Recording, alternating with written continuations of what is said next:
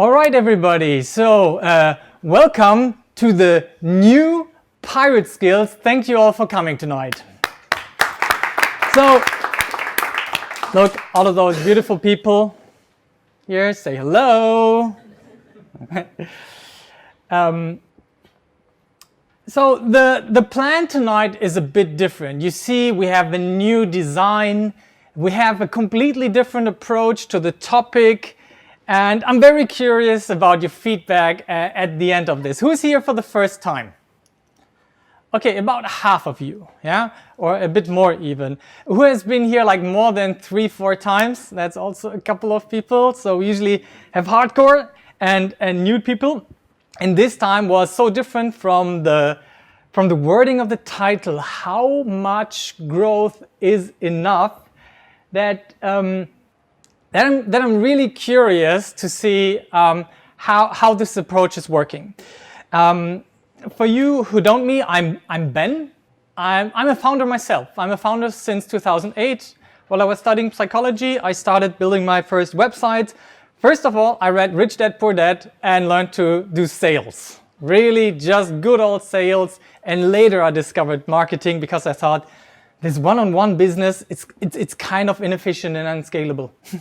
So I discovered marketing, did websites, did a lot of apps. I currently have an app in the App Store called CSGO Skills, one of 6 apps, but one of the survivors at least, that has about like 900,000 downloads now all over the world, even in North Korea, says Google Analytics, at least.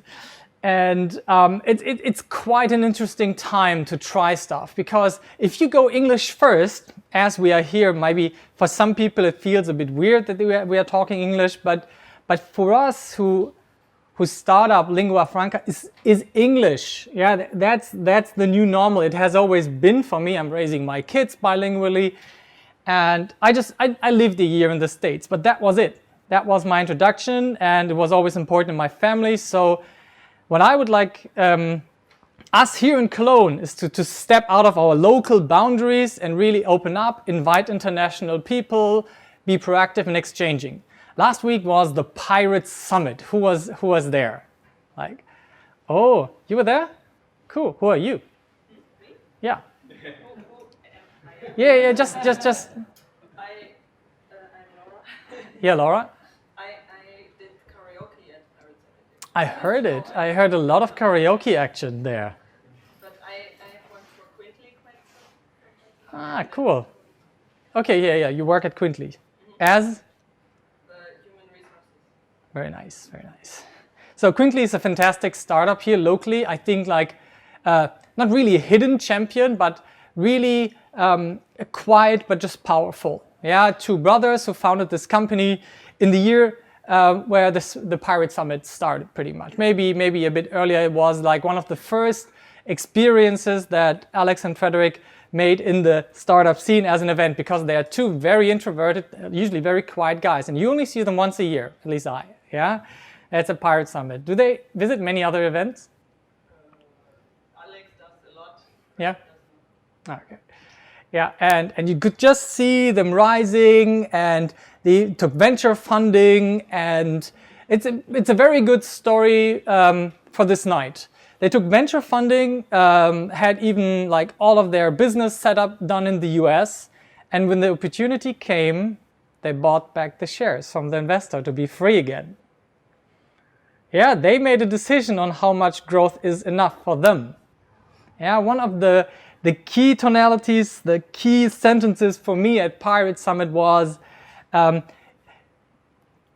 investors are cool and fine if they are aligned with your goals, but as a founder, you want to be in the position where you can have investors, but you don't have to. Yeah, and this is a bit of the challenge I want to discuss tonight. I'm usually like the growth guy. Yeah, like, do you want growth? Yeah, go to this Ben guy, and he'll help you. He'll help you out with that. And I asked the question in the Facebook group. If you haven't joined, do. Yeah, it's a Pirate Skills public group. How much growth is enough for you? Yeah, I gave some some answers like, yeah, I would like to double my results. I didn't mention the time, but that is usually what people think when they think about income. How much income is enough? Studies have shown that most people answer with about double of what they currently have.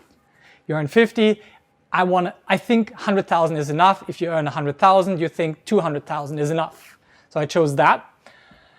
Then I said, I feel good where I am right now, and I would actually like to size down. Only one person said so. And about now, like 10 people said 10x. The guy who did mention and suggested that is sitting right in front of you here. Thank you very much for suggesting that. Is 10x. Yeah, that represents very much the grow as much as you can philosophy. Yeah. Just as a quote, who of you would like to actually size down from the business size that they are currently in right now? Who is happy where they are and think they're going to stay that way happily for the next 12 months? Who would like to double their business in the next 12 months? You? And who would like to 10x their business in the next 10 months? All right, yeah. I mean this question seriously, because there are, like, to me at the moment, two big different approaches to going about this entrepreneurship thing. And the two books that represent this difference the most are these two. The Company of One on the one hand, and Scaling Up on the other hand. This is a very fresh book that was just printed this year. This has been around for quite some time. I've been getting suggestions to read this book by startup CEOs through all kinds of podcasts, by people that I really respect very, very highly. Like the founder of Drift, who was the former growth guy at HubSpot. I forgot his name, so sorry. And this is the best hands-on book. Like once you pass like the 6 to 10 people, a few people here from Gedankentanken are here. Can you say hi? Yeah, you live by this shit, right? Yes, that's our Bible. That's the Bible. Yeah, a company that has been named one of the fastest growing companies in Germany, 2018. Yes. Yeah, I saw the award in the entry. And I've joined them for building an in-house growth academy 3 days a week now. Yeah, really excited about that opportunity. How to take a company like from 10 to 50 million. Very different challenge than the Company of One concept. Yeah, if you're interested in reading this here. So the Company of One concept is much more asking the question, how much growth is enough? Yeah, shouldn't you set also maximum goals, not only minimum? I want to grow at least twice, I want to at least double. Shouldn't you just define a reasonable end to the growth, or at least what's supposed to happen then? And the subtitle is why staying small is the next big thing for business. So those are the contrasting views. There are other books that are really good if you're considering this. Again, very, very similar, those two opposites. Exponential organization. I think most people who have read Scaling Up have come across this book, Exponential Organizations, written by the Dean of Singularity University that have studied a shit ton of startups and looked at aspects what makes really fast scaling companies scale so fast, and give you pretty much a handbook on how to apply this for you. And on the other side, people like 37 Signals, who have always said, like Basecamp, do you know the founders, Jason Fried and David Heinemeier Hansen? Yeah, they represent very much I don't need venture capital, and if I ever take one, it's gonna be Jeff Bezos, and he's got to be a quiet guy. And they got the funding at the end from Jeff Bezos just to take some shares off. But they live a 4-day work week, support their employees in their hobbies. They want to have more interesting, deep relationships with the people and their customers. They do not treat the customers like the king, but like an equal exchange partner of value. While this is very much, how can I get 1 billion customers? Yeah, very, very, very different approach. I think both very valid. Yeah, just to get a feeling, who of you feels more aligned with the, let's see how far we can take this crowd? And who is more aligned with the, how should I call this? Do you have any good words? Lifestyle entrepreneur? No, that's too low. How do we call this? Work-life balance? No, that's too low. I would say the relationship and quality is a much more better approach in rework. So it's a relationship-based company. Yeah, more like a small but good company of approach. Who feels more aligned with the small but good approach? Okay, so more of you. So when I heard who wants to 10x, that would be representing this more of you raised the hands, but maybe there doesn't have to be a choice. Yeah, whenever anybody gives you an A-B choice, ask for C. We are founders here. Yeah, we don't have to take the A-B choices. So feel free to look at those books. Very, very fascinating to read. And yeah, I'm very interested in your opinions tonight. Yeah, in sharing and exchanging there. So I essentially looked for good questions, yeah, to ask and some contrasting talking points to go through that. Let me see if I can make the magic work. The keys. So today I would love to take you on a journey through those 4 questions. For you, how much growth is enough?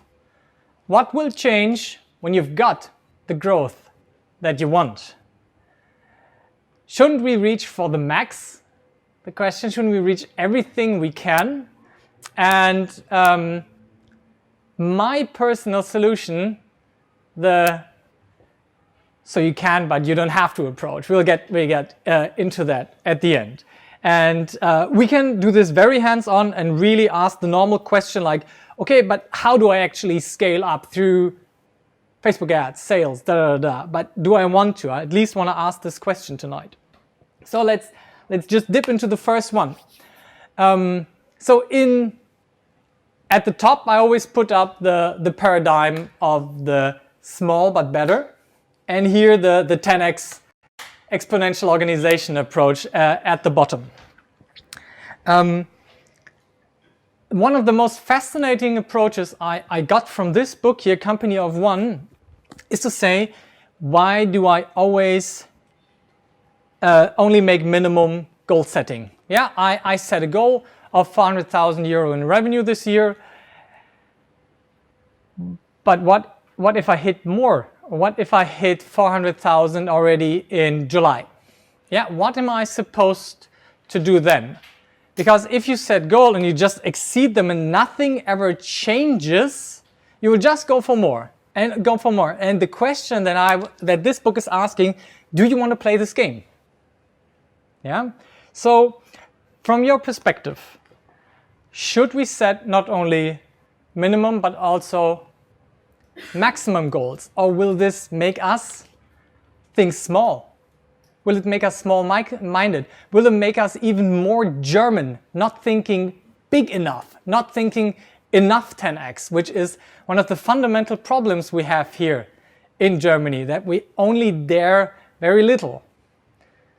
Do you have, is there an opinion you would like to share on this question, this point?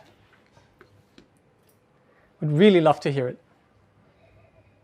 Peter. I think it's also a little bit about innovation and just like... Can you manage the camera? Like building a business because it works and you can like make a living and like buy a Lambo, or like go for like the innovation kind of thing, right?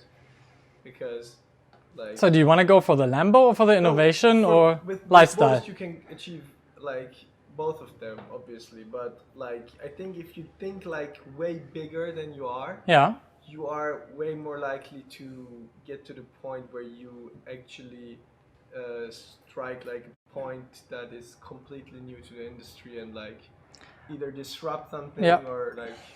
So you think scaling up quickly gives you the better chance to fulfilling your dreams? Or it just makes you think about it more seriously, just like by Yeah.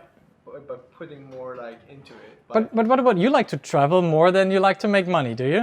Don't you? I like both. And- I like both. I think I figured out a good concept for myself. I think it's somewhere in between of that, but I would say long term I would love to like try and grow as much as possible.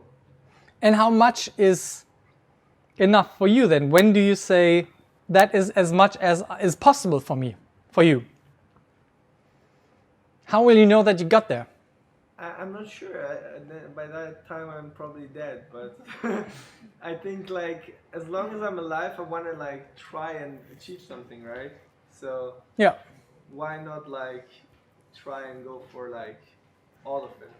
What do you think about that? I would never set a maximum goal, but I would always set like, I don't know, the cornerstones of your decisions. So if you said, yes, we suffer from thinking too small, but I'm not one for growing just for the bullshit of growing it. Yeah, same here. Because I'm a sucker for quality and I'm a sucker for impact. Yeah. And I think that's kind of the hidden gem. That's a danger. Yeah, I know. But that's the problem. Why would we hold back if impact is our goal? Why won't we go for maximum impact? I said that's why I wouldn't set a maximum goal, because my goal is maximum impact. Okay. And maximum impact means, of course, a financial goal, because on a certain level of financial goals you can go for quite big impact. Yep. But impact means also always a level of quality. It's not just about like, oh, I reached 1 million people, yeah, and 999,000 talking shit about you. That's communication. So that's about, I'm always like thinking, never set a maximum goal for money. I don't know why should you? It doesn't matter.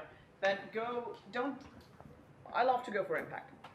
And I'm always making my decision based on that. What's the most maximum impact? But let's say we go for impact. I helped a little tiny bit to work on an app called Share the Meal. Yeah, they were founders here. We were in our app development stage, and we just helped them with the first UI, tested the first things together with Giant Swarm.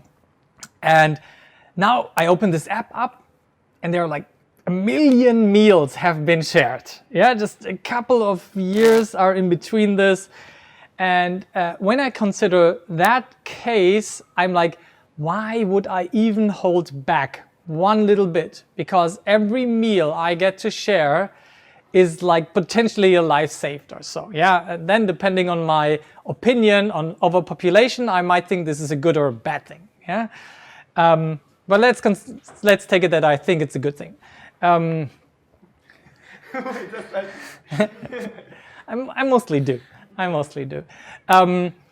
don't hold back.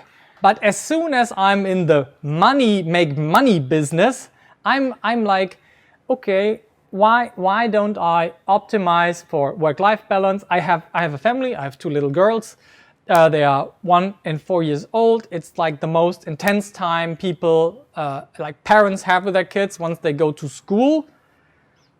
You stop seeing them that much, and then they stop caring about seeing you that much. And when I consider my relationship with my parents, like, yes, I want to use the time I have with the little ones right now. Yeah. But on the other hand, there is the question like money or family. And in the Share the Meal thing, it's like saving lives versus family. It's a much easier decision to say, like, okay, I need to focus on this as well. I cannot only care about myself and my own family. I need to care about the broader concept. And that, I think, only happens when you think that your business is something that is not worth as much as saving the world, for example. Yeah, and that is something then, when I'm business 8 or 9, and I have done so much crappy shit that I don't care about, that pirate skills is the first thing that I'm really super proud of, and that I would love to do as long as I can imagine. Yeah, and all the apps that I did, even CSGO skills, yeah, with the 900,000 users. What am I supporting with that? I'm supporting more people gaming at a higher level. That, to me, as a gamer, that's a good thing. But I had a couple of issues that we had the Gamescom one year here, and we invited the people to get a T-shirt for CS:GO skills, and they came to our office and visited us.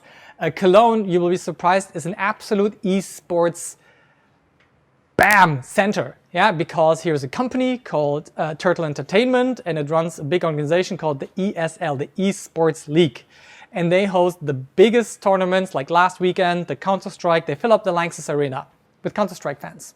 Yeah, and they came by, and I was shocked by 80% of the people coming by, because they said stuff like, gaming is my life, it's more important than my family and my friends, all I do is gaming, so cool what you do. And I was like, I love gaming, I want my daughters to love gaming, but is that the energy I want to amplify in the world? Because I know my nature is whatever I touch, I amplify.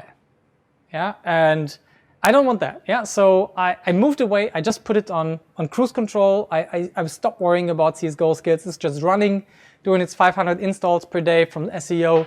Fuck it. Yeah, nice lead generator, but I don't plan on making money with that. So.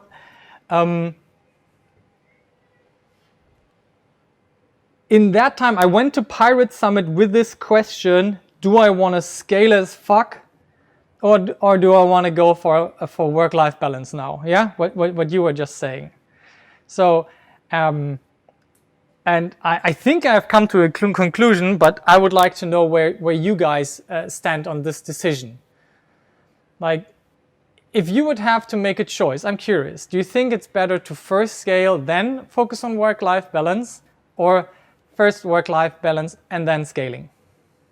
So A is focus first on scaling and then on work-life balance. Who's for that?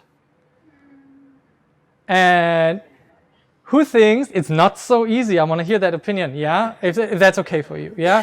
And who is more for let's first work on work-life balance and then scale up later? Yeah, so that's about half and half. I'm very curious.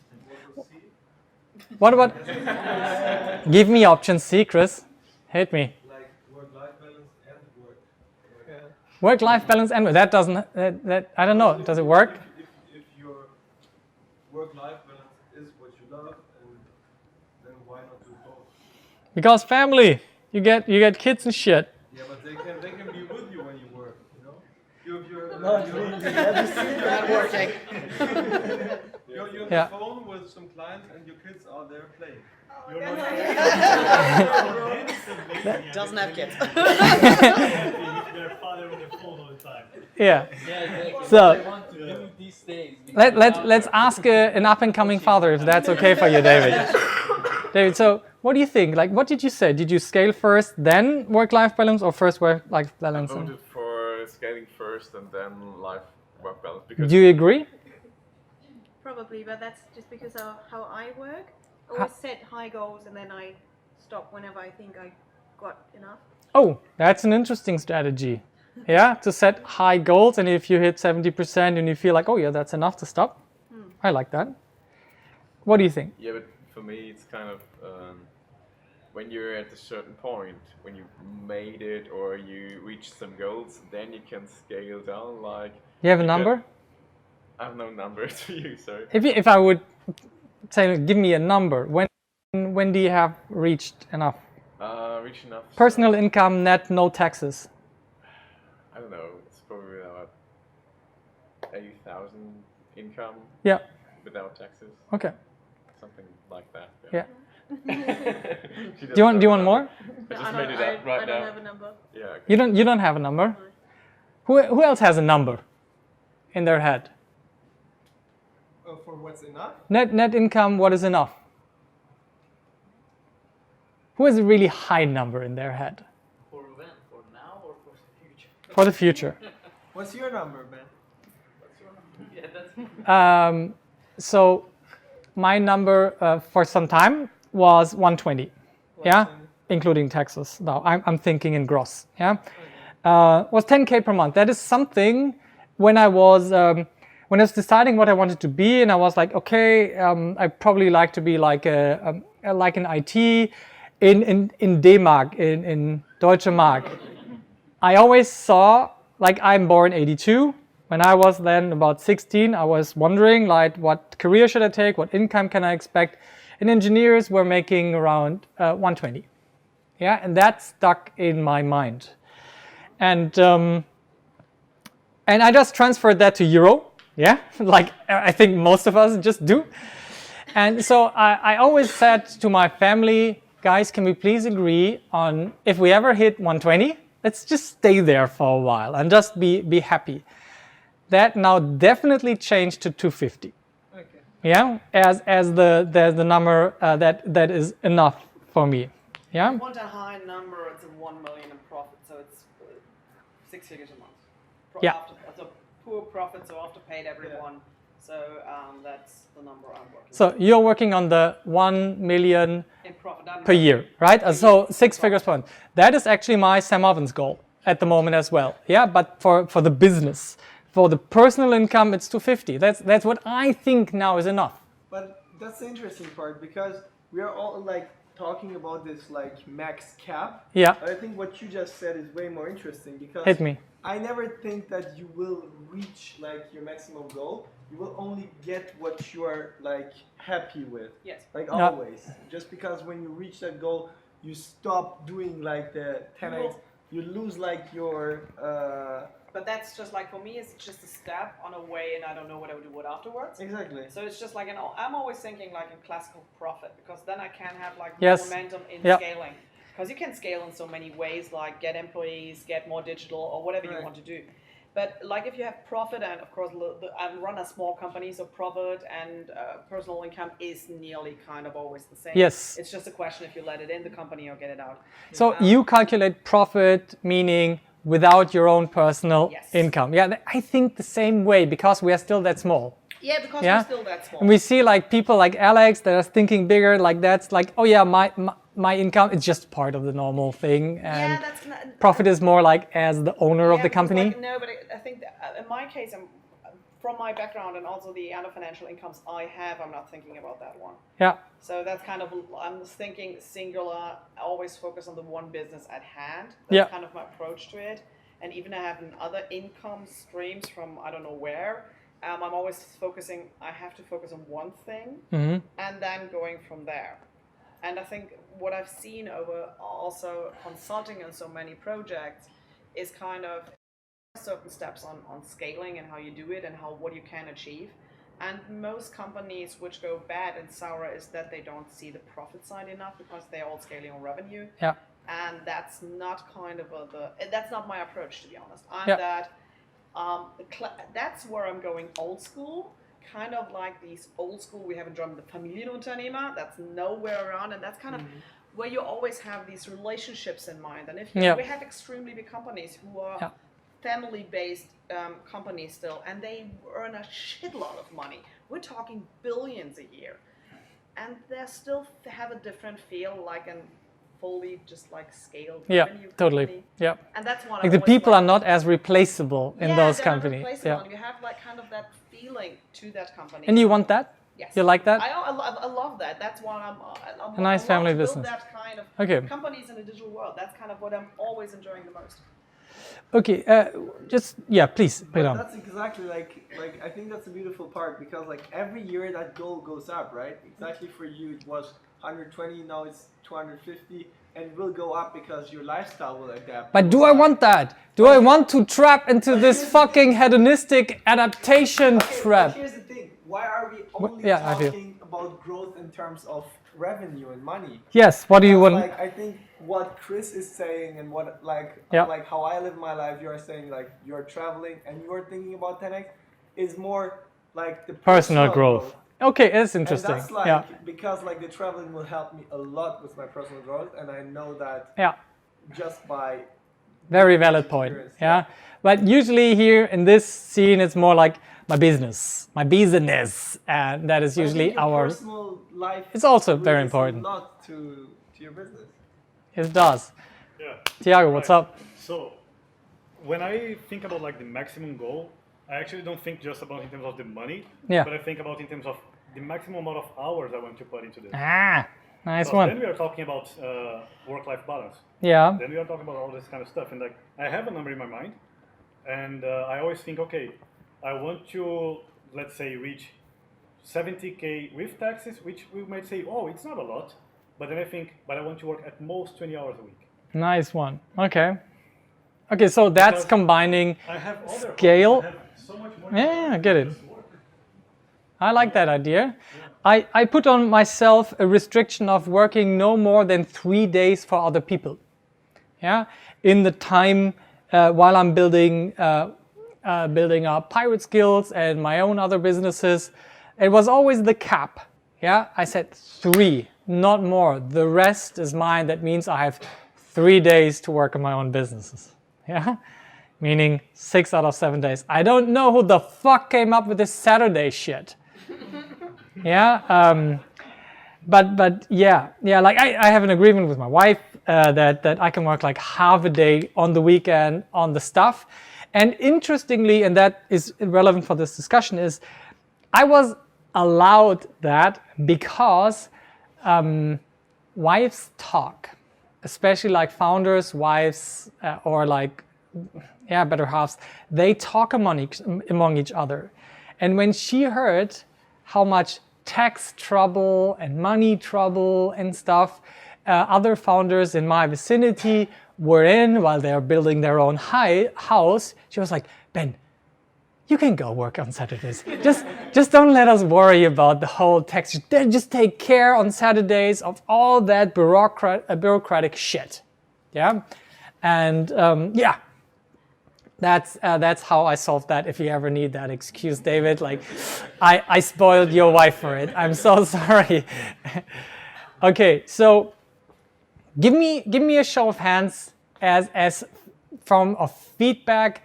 How interesting do you find this topic of discussion? Based on that, I will keep this shorter or a bit longer. Yeah, I won't take too much time tonight. Anyways, I would like to mingle and drink with you guys a lot later.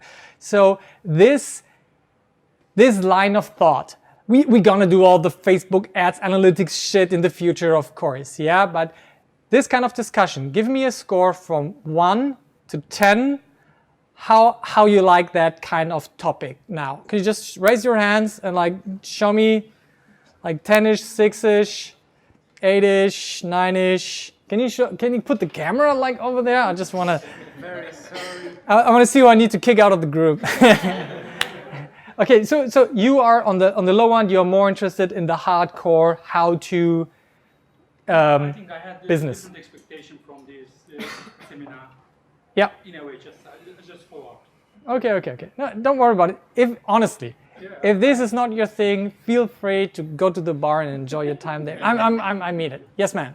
Yeah, I didn't expect this kind of topic, but We never had this before, right? oh, okay, that's why. But it shows just the completeness or because it goes beyond, you know. And I think it's important and it's interesting and just to discuss with other people with different perspectives. Yeah. It's something you benefit from.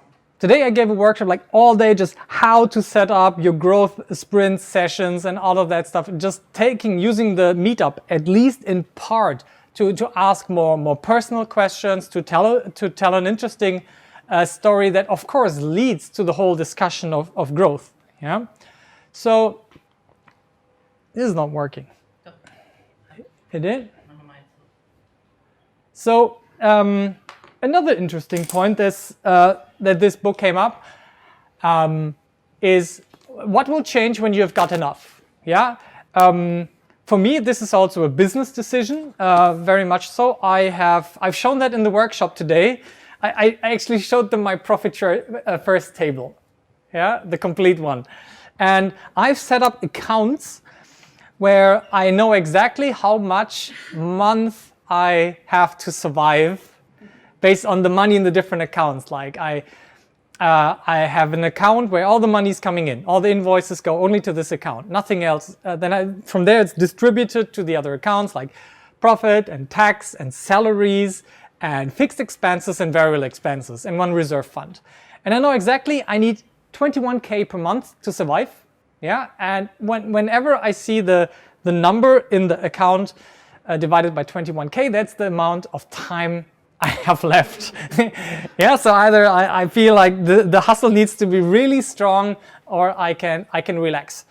And I've made a decision for myself that I feel safe with about 3 months of reserves. My wife thinks more like 6, and that's good. So the question is, but what should I instead invest my time in when it's done? That is a business decision. Yeah. What if I have my 3-month reserve? What should I now focus on? Yeah. To me, that is very clear. I can now finally invest in long-term shit. Yeah. That in my case means especially working on a product that does not require my time in exchange for money. Yeah. At the moment, I'm completely in the time for money game. Who else is in the time for money game? You give your time and you get some money for it. Who is out of that box already? So what's your business, Elias? Currently, I don't have a business, so I was a freelancer. You were a freelancer? I were a freelancer, and yeah, I saved up some money, so I thought that's what you were asking for. Ah, so nice one. Okay. Yeah. Some money saved up. And what do you use your time now for? So we try to build a business together. So. Okay. And what kind of business? Do you want to talk about it? Or not? Is it still in stealth mode? I don't want it. It's public. PropTech. PropTech. Okay. Like my Felix Offermann friend. Do you know him? Yeah. Do you know Felix? No, I don't know him. No, he has a meetup about PropTech here, right? Here, you were a speaker there once. Maybe you've seen it. It's usually happening here as well. And he's my running mate for the Beethoven run. If you ever feel like running, like 6:30 in the morning, join me. #Beethoven run on Instagram. Find me there. What's the name again, sir? Felix Offermann. So if you want to talk about PropTech in Cologne, he's a very interesting guy to talk to. Yeah. He has a good consulting background and now some experience in the PropTech scene. Yeah, and weirdly, through the Agile Accelerator by E.ON, I was in touch with a lot of PropTech startups that are building, new energy solutions for distributors or builders or the big landlords. Yeah. So what does your business do?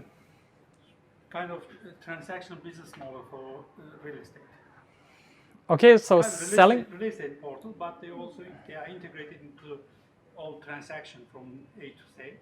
Okay. And then basically somebody inquires something to buy a flat, Yeah. say in Cologne. Yep. So we provide them with the best options.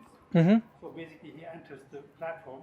Okay. And then he gives his inquiry what he Yep. would like to have, like an investment. I have 100,000 euro to invest. My expectations are this and that. Mm-hmm. And then he receives all offers Okay. in that respect from the let's say reliable Yep. suppliers. Basically, one is registered and the other one is verified. Mm-hmm. So it's not just listing. Ah, okay. Are you familiar with Home Day? Sorry? Are you familiar with Home Day? Yeah, yeah. They were sitting over there in those offices before they got the funding and moved to Berlin. The marketing guy did the first A/B testing topic meetup here, did the split test. They have, that's fascinating for them. They have everything run on, all the paid traffic goes to Unbounce, yeah? And everything, if the CEO has an idea, it first has to go through Unbounce. The whole marketing, everybody is running there. And once they found a significantly better solution, they implemented and hard-coded into the WordPress site. Very interesting approach, I think, personally. They even did the whole configurator on their site. Right. They put that on Unbounce as well. I'd never seen that before done. Really, really interesting way to go about it. So are you also looking for funding? Yes. Yeah, and how much does one need these days to do a PropTech platform? It depends. I mean, if you are looking for seed capital with a different amount, but then if you go the further around A level, Yeah. it's over 1 million Yeah, to start with. And so it goes on. around that area. Right. Okay, I think Felix might be able to connect you with some people on that front. And yeah, taking funding, yeah, that is a really interesting question. Like when you get the funding, you don't have the choice of then chilling. If you have $1 million in profit, you can make the choice to relax a little bit. If you get $1 million in funding, I took 1.2 million, yeah, seed, yeah, it was, I don't know what happened there, but you are hustling like a motherfucker. Yeah, it's like always like you owe this guy money. He wants 5 in 5 years.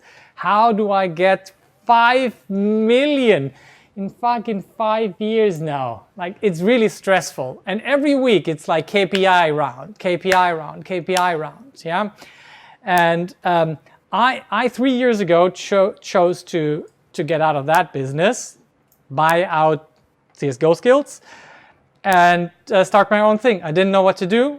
What did I do? I started a meetup just to have something to do in between. That turned out to be pirate skills. I didn't know this was a lead magnet. Yeah, but if you want to give me your money, it's fine. It's okay. It's okay. It's okay. What kind of business? We did an app portfolio startup. So we pitched, let's not just do one app idea. We're going to test 150 app ideas in 2 years with landing pages and measuring interest, benchmarking. We never did a line of code before 1,000 subscribers. And then we did the same system once the apps were there. Really super data-driven, user feedback-based app building. Yeah, that was really fun. Did that 2 years. Where is it now? It's still working. It's still running. Yeah, An Juan was the former CEO, still has it. The investor was Fabian Tillmann. Yeah, the founder of funny websites on the interweb. But he sold that business. This is where he had the money from. That was a huge lesson to learn. Yeah, but I did not have aligned expectations with my investors. Yeah. When I saw that we had 300,000 downloads with CSGO skills in 3 months, I was ecstatic. I was like, shit, we're gonna make it. And he was like, meh, do the next idea. And I'm like, what the yeah, how can this be?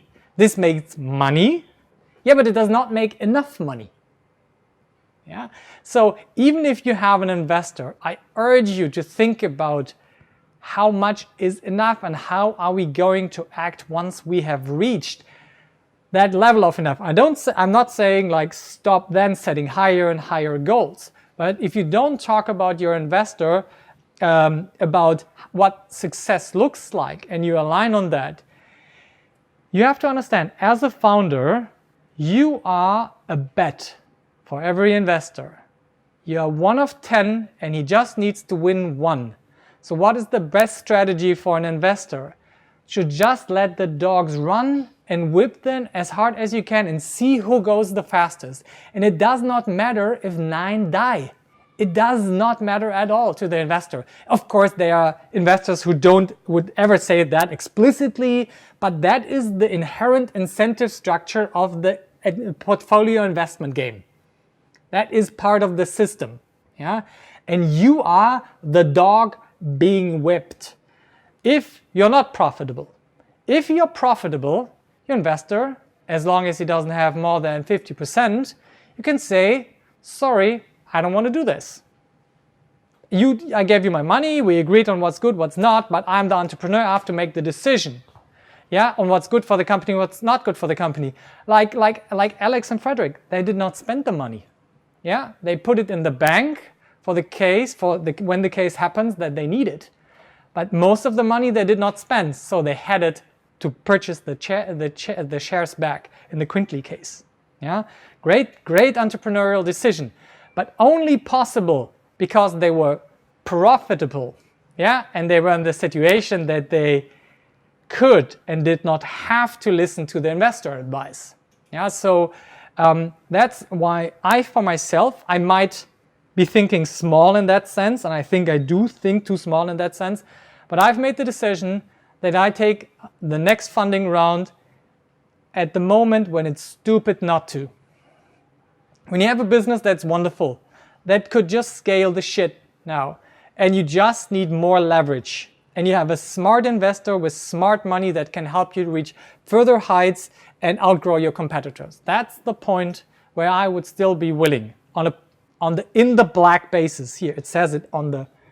Who still has their bands on it? I'm curious. I usually leave it on like half a year and then I get super tired of it. When I'm in the black. So that's the decision I made. So there is also a catch-22. I don't know if you're familiar with this phrase. The better you get, the better you better get. Yeah, it's like from a movie. It was called like a catch-22, and in the English language they just say catch-22 to it. So if you're successful, the expectations rise. Yeah, if Saskia now gets 2 million views on YouTube per month, what are they going to ask of you? Where's the 2.5? You reach that. What are they going to ask for you? 3, 4, 5. That is natural. Yeah, that is kind of expected. That is normal. But we get used to just not celebrating our success and just going to the next growth stage and the next. I think Gedang is great at celebrating in between, by the way. Yeah, that is really cool. Yeah, they went a whole week to Mallorca. The whole team. How many people were there? I think 60, 65. 60 people invited for a week to Mallorca and really integrate them into the whole strategic process. Yeah, that's what I call celebrating the success and going forward together. So balancing that. Any calls of bullshit on that? No. So, okay, let's. So this is the hardest one for me personally. I'm a completely personal development driven guy. As I said, I was a year in America in my youth. I was 16, 17, read my first Tony Robbins book. With 16, never stopped reading Tony Robbins since then. And all the good thing like Think and Grow Rich, yeah, and the Rich Dad, Poor Dad stuff. And not reaching for my maximum potential is really counter to my nature. I want to see how far I can go. And but I studied psychology, so the question was asked a lot of times, like, aren't you just okay with where you are now? Aren't you just happy? Aren't you satisfied? Can't you relax? Can't you just sit down and play with your children? Yeah, for example. Or do you always need to be thinking about what's next, yeah? And finding a balance there. Has anybody feels like that they at least sometimes reach a good place between being satisfied where they are right now and still pushing ahead? I would really like to hear that. Yeah, you have found that? A good place. Yeah, let's start with you. You want to tell me? Like, how have you gotten there? Like, being satisfied with where you are? Working too much. So I used to work a lot more than I do now. Okay. I had a 2-week break and realized how awesome it is to have free time. Okay. And then that's how it. How long does that ago? 2 years. 2 years? Okay, and were you like, what were the consequences? What did you change since then? Did you take more 2-week breaks? I still don't know how to figure that 2-week break thing out. I don't know how to figure out the 2-day weekend. This is an open question. No, I don't know. You don't know? Just didn't take on as many jobs, maybe, raise my prices. Yeah, but the problem with raising prices is now you have to say no to more money. I mean it. Like I just said, like, I'm not going to do anything below 2.5K. Yeah, and it's so fucking hard to say no. Yeah. That's true. But then less people want to book you, so. Yeah, that's the problem. No. That's the fucking problem. So guys, how did you solve that? Ladies first? No. No? No, in general, in my life, I set certain targets to be achieved, and I planned, of course, and then after a while, I could reach them because for me it was realistic and then ambitious enough. Yeah. So I made the first step.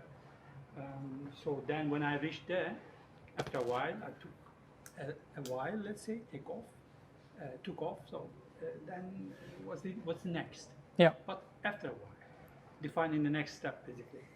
So I did it like a couple of times. So basically, this is my step by step. So you go for like one rung of the ladder, chill there for a while, then go to the next, look for the next challenge, the next challenge. Exactly. How long are your periods? That's What it. would you say? 3 years, more or less. Okay, and then you're like trying to get out of the business, like level at the end. Are you getting out of the business every time, or do you keep all the businesses from the past, or the projects, whatever it was? I get out of them, of course. You get out of them. No. I don't think that's of course. I'm a guy who's hoarding businesses. I need to sell the shit. Yeah, but I don't. How many websites do we have? A lot. Shit. It's like, geez, how many domains? A lot more. Yeah. So, do you have? What's your heritage, family-wise? Like, where does your family come from, or you? I'm originally from Turkey. From Turkey. I partly grew up here, then I lived in a couple of countries. Okay. And I got back here now to Germany again. And do you have kids here as well? No. Okay. Not yet. Okay. How about you? I think the biggest shift I did, and that was quite a long time ago. I'm all started out like everyone, like I read that book even before 16. Which one? Which one? Like Tony Robbins and all that Yeah. crazy stuff. Yeah. And I started Zen meditating with 13.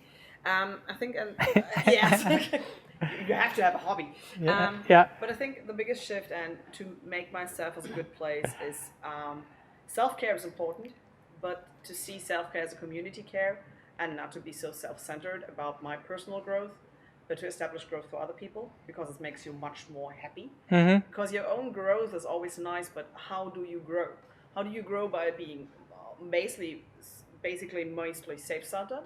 Or do you grow more by being community growing? That's kind of the biggest shift I did, and that makes me much more. That's like the happy place. It's like if I'm mentoring and I'm doing a crazy workload of stuff free of work, so not kind of not being charged for doing all that crazy shit. But it's always about community, and it's always about community caring. And But you had to learn that, right? Yeah, and not really, because like if you come from a family like mine, where it's like there are certain medals you can earn because your family, your parents, so many community and stuff like that, and you then. So they were also very community supporters. That's kind of like, a thing. I was raised like in the belief system of we're a working class family, and my parents did everything themselves. So it's kind of when I came into the life of my parents, we were already very privileged, and privilege has to give back. Okay. So your white privilege give back, and that was ingrained to me from early on. Okay, yeah. But like when I did that early on, it was just like you do that. But then there was a certain kind of point in my life where I really realized that community care thing, that impactfulness, it makes you grow so much faster. That's kind of the benefit in it. You grow so much faster with that. And that making a whole lot of different on self-care. Now, I don't even work with companies if I know they just like kind of spend money or like go for charity and pay with money and not do charity work. I would never work with them. I never do work for them, and I don't hire consultants who don't do charity work and stuff like that. I'm deeply ingrained to that. And I'm thinking it's about giving back and doing more community care, and that makes, and then I think I get a better balance and scaling, but also in that world of being kind of still being myself. I'm not scaling for the growth thing. So there, thank you very much. Those were two very interesting points. Like taking care of yourself. Like in Germany, we say the good gardeners weed their own garden first. I don't know if that expression exists in English, but it's a really good one, I think. But then having the space to be able to worry about other people's problem. Yeah. So many people are so self-centered that they can't look beyond their own problems, and I think that is a point that that opens up like some other infinity holes of putting time and effort into, but it's in a good way. Yeah, in a better way. And I think it depends on where you come from. I would be honest, I come from an egotistical point of view. I need to learn the social shit. Yeah? And there are people who come from the social point of view who need to learn to weed their own garden first. Yeah, and depending on on where you are. It really, like, finding out both parts inside of you is really, really important. So, And how about Tony Robbins? Do you still read it or not? No more. I do. I definitely still do. Yeah, I'm following his career for like more than half of my life now. I'm 37. It's now 21 years that I've been influenced by this guy. I've even I just said it to Pedram. I usually used to get his stuff from the interwebs. Yeah. And then he was in Rome, and I got a chance to be there for a couple of days for a couple of thousand. Yeah, and I took that to give back to him to appreciate all of what he has done in my life. I'm really surprised how many people in Germany don't know him. Yeah, who doesn't know Tony Robbins here? It's like it's hard not to know him. Yeah, but no, don't worry about it. He's the biggest coaching guy in the US. Yeah, and in Germany, of course, he has influence, but it's stuff for English stuff to swap over to Germany. Sean Ellis was here recently. Nobody knows who fucking Sean Ellis is. Yeah, here in Germany. He's the founder of growthhackers.com. Who has heard of Sean Ellis before I now mentioned him? Very few, right? But he's the main he founded the word growth hacking. Nobody represents it like him. And we had a workshop, and there were like 15, 16 people in there. And I was like, what the fuck is wrong with people? I immediately went to the front and got him to sign the book. And even we have a guest book over there that you can use in a couple of minutes when you are at the bar. We have some space to write in a few kind words if you have some feedback here. All right. Thank you very much for joining me on this exploration. To finish up, I would like to share my conclusion where I have actually decided to go. Yeah, this is a quote by Till Orman and Manuel Koeman. I don't know if they picked it up somewhere, if it's a known quote, but they said at the Pirate Summit Burn speech, be profitable. Yeah, stay in the black, take on VC capital when it's smart for you, so that you can, but you. Yeah, and that could be continued with, you don't have to take the money. You don't have to get, you're not forced to do what to do. Like I was do the other app, to stop focusing on this app, which I totally believed in. Yeah, and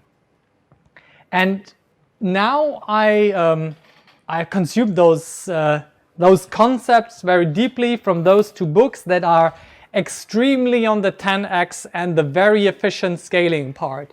And my diabolical plan is this: I will set up Pirate Skills just the way, like I've been using this for quite some time already. Yeah, but combining it together, they are very aligned. To set up Pirate Skills for scalability, to set up my business for scalability and see how far I can push it, but not with the goal to be able to push it as far as humanly possible, but to put the systems up that I could, if the idea of Pirate Skills had the potential to reach 1 billion people. Yeah. This is also this is what Alex is thinking at the moment completely. We have to stop doing the shit that wastes so much time. We have to find the winning model, yeah, to scale. And can we maybe show that beautiful sentence here? So that's what my solution. Putting scalability as a fundamental requirement for everything I do into my business. And then pushing it, I'm really good at pushing things in the right direction, but without having to push it as far as I want and having to build up a huge overhead of people and material and infrastructure that I personally, at this point in my life with young kids, do not want. Yeah. But I'm also a very high impact guy. I don't want to hold back the impact potential of Pirate Skills. I think that would be a disservice to this organization that is definitely bigger than just my head. And I don't want to hold that back. And I think the only way to gain high impact and personal freedom is if I really leverage scalability concepts into my business and get systems and people in the place to level up pirate skills as far as it gets and get as much impact while maximizing for my personal freedom. That will limit the stuff I can do with this company, definitely, but hopefully it will limit me in a good way. And it might be an idea that you can pick up as well for the future of your business. But feel free to call bullshit on this when we have some drinks together now. So thank you all for coming this night and sharing this nice talk. Thank you very much.